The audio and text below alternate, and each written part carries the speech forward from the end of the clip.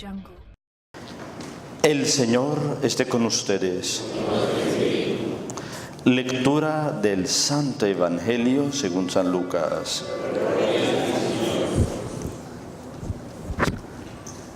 En aquel tiempo, Jesús, lleno del Espíritu Santo, regresó del Jordán y, conducido por el mismo Espíritu, se internó en el desierto, donde permaneció 40 días y fue tentado por el demonio. No comió nada en aquellos días. Cuando se completaron, sintió hambre. Entonces el diablo le dijo: si eres el Hijo de Dios, dile a esta piedra que se convierta en pan. Jesús le contestó: está escrito, no solo de pan vive el hombre. Después lo llevó el diablo a un monte elevado y en un instante le hizo ver todos los reinos de la tierra y le dijo: a mí se me ha sido entregado todo el poder y la gloria de estos reinos, y yo los doy a quien quiero. Todo será tuyo si te arrodillas y me adoras. Jesús le respondió: está escrito, adorarás al Señor tu Dios y a Él solo servirás. Entonces lo llevó a Jerusalén, lo puso en la parte más alta del templo y le dijo: si eres el Hijo de Dios, arrójate desde aquí, porque está escrito, los ángeles del Señor tienen órdenes de cuidarte y de sostenerte en sus manos para que tus pies no tropiecen con las piedras. Pero Jesús le respondió: también está escrito, no tentarás al Señor tu Dios. Concluidas las tentaciones, el diablo se retiró de él hasta que llegara la hora. Palabra del Señor. Queridos hermanos,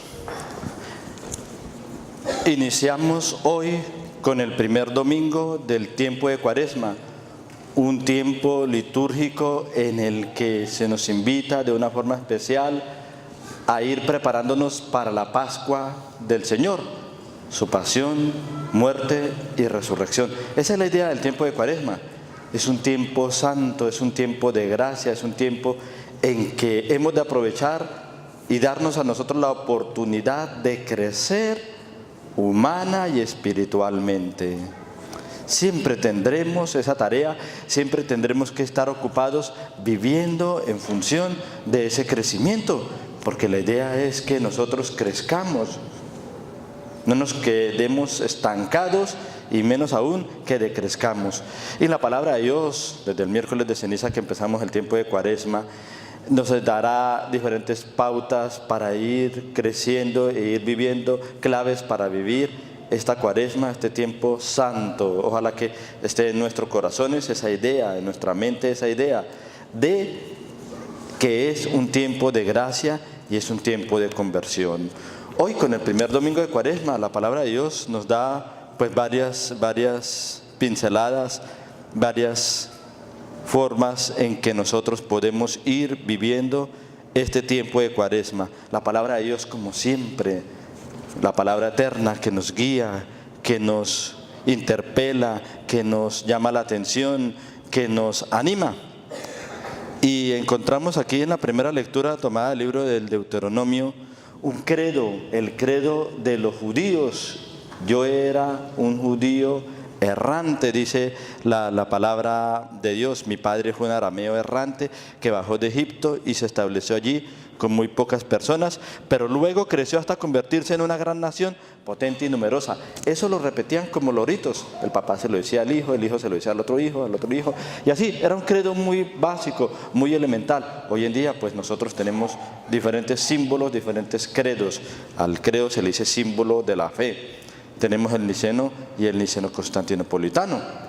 Pero en la palabra de Dios encontramos diversos credos. Este era el credo más básico en el que el pueblo de Israel se sentía y se sabía que era un pueblo que estaba acompañado y guiado por la fuerza de Dios, a pesar de tantos avatares, a pesar de tantas dificultades que tenía que vivir. Pero era la confianza a la que le llamaba. Por eso decíamos en el Salmo responsorial, es una una actitud tan bonita de parte del pueblo, aunque pues el pueblo también, vamos a mirar en el Antiguo Testamento, tiene muchas caídas. Y la Biblia dice como muy claramente las embarradas que comete. Sin embargo, es el pueblo santo, el pueblo elegido de Dios, en el que pone la confianza. Es un Dios no abstracto, un Dios concreto, un Dios que se comprometió con el pueblo, que lo guía, que lo protege, en medio de un ambiente tan salvaje en el que estaba rodeado. Cualquier parecido con la realidad de hoy en día es pura coincidencia. A veces sentimos que como que Dios se queda aislado y no actúa, pero Dios es el Dios que nos puede liberar y al que le podemos decir como en el Salmo: tú eres mi Dios, en ti confío. Ese Salmo 91 que es tan poderoso en confianza. Lástima que algunas personas lo utilizan más bien como un amuleto, un talismán mágico. Lo ponen a veces abierto en la sala, la Biblia.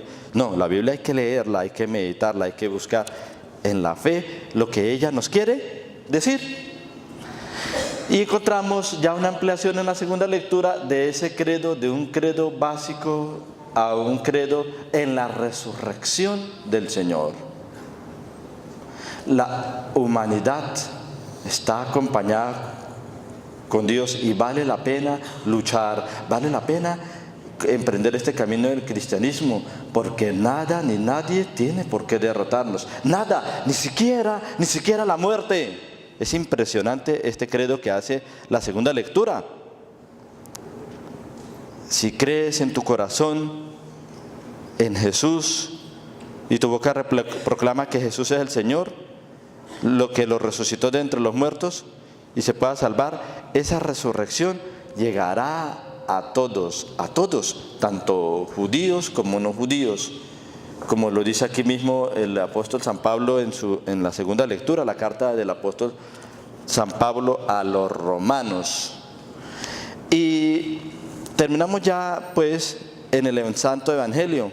En el Santo Evangelio están las tentaciones de Jesús según el Evangelio de San Lucas. Recordemos que estamos en el año C, en donde se proclama el tercer evangelio, el tercer evangelio que aparece en el Nuevo Testamento, que es el Evangelio de, ¿cuál es?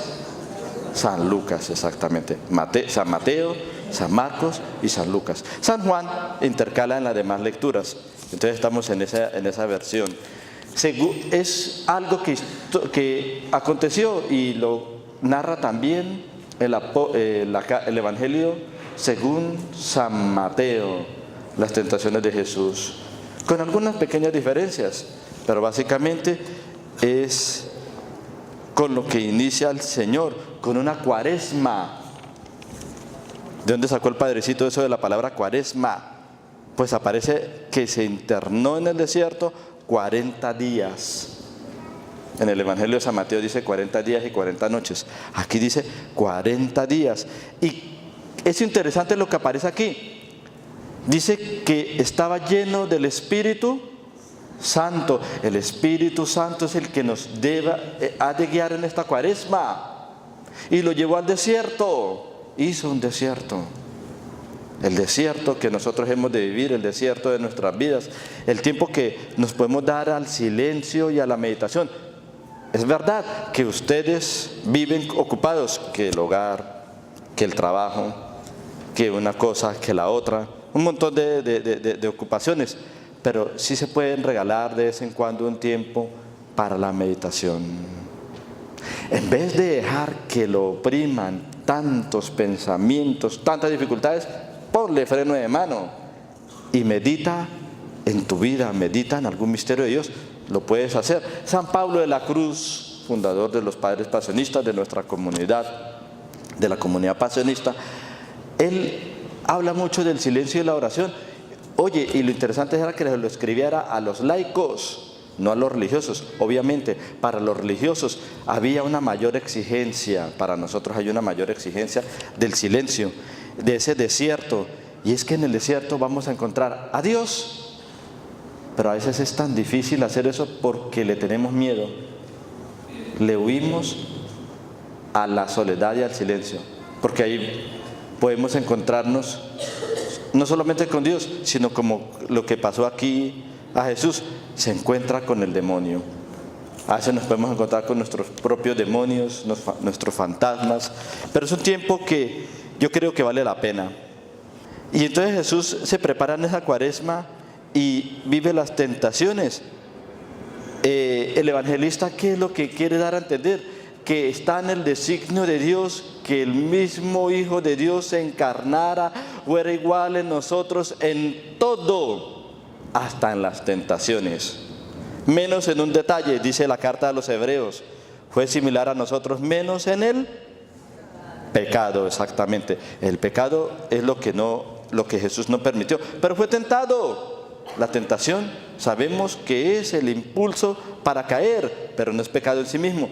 A ese debemos ponerle el freno, y Jesús hoy nos da pues el ejemplo de que sí se puede. Hemos de combatir contra toda tentación al estilo de Jesús, con la palabra de Dios.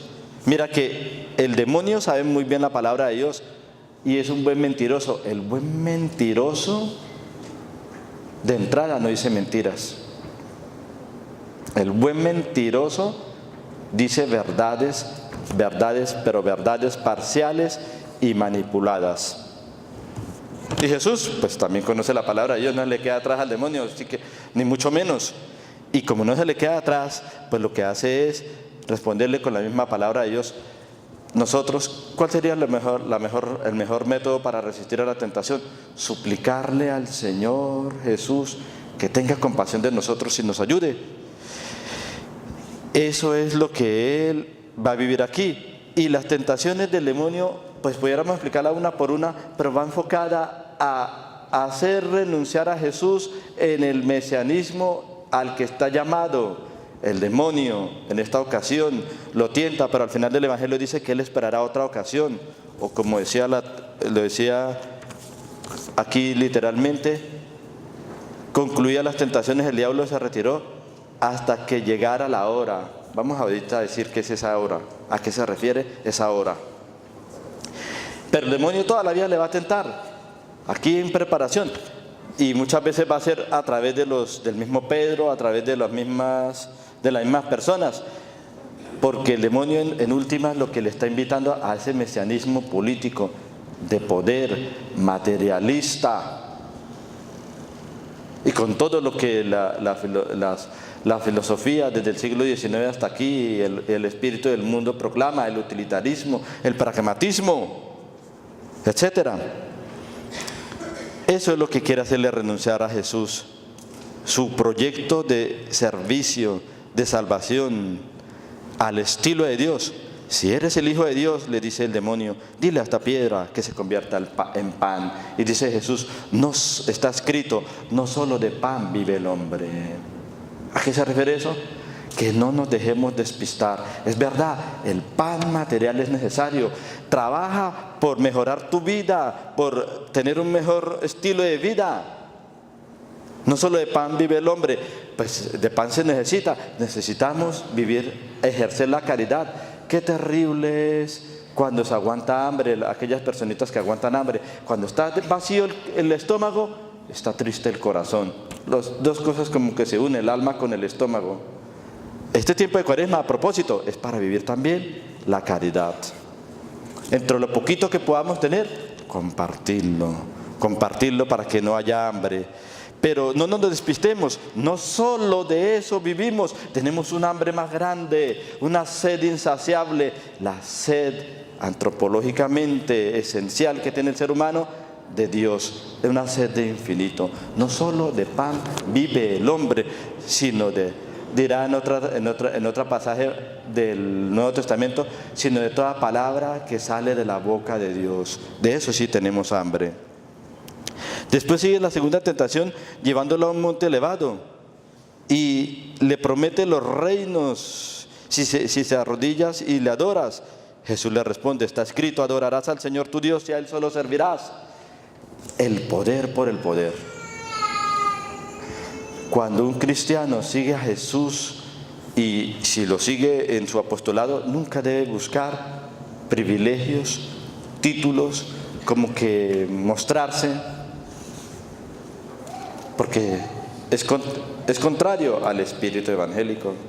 Aquí también está pintado, obviamente, aquellos tiranos de la tierra se arrodillan y adoran profundamente a Satanás, produciendo tanto dolor en nuestros pueblos, tanta pena, tanta destrucción. Veamos simplemente, poniendo dos ejemplos, Nicaragua, Venezuela, cuyos gobernantes, esos sí que adoran a Satanás. Después le dice, si eres el Hijo de Dios, arrójate desde aquí, porque escrito está, parafraseando o trayendo a colación lo que proclamamos en el Salmo 91. Está escrito, los ángeles del Señor tienen órdenes de cuidarte y de sostenerte en sus manos para que tus pies no tropiecen con las piedras. Jesús también le dijo, no tentarás al Señor tu Dios. Nuestra fe debe ser pura, debe ser proveniente del amor a Dios. Es algo muy grande, muy fuerte lo que voy a decir, pero ha de ser siempre humilde en el deseo de cumplir la voluntad de Dios. Hay un principio de la voluntad de Dios. Dios no es malo.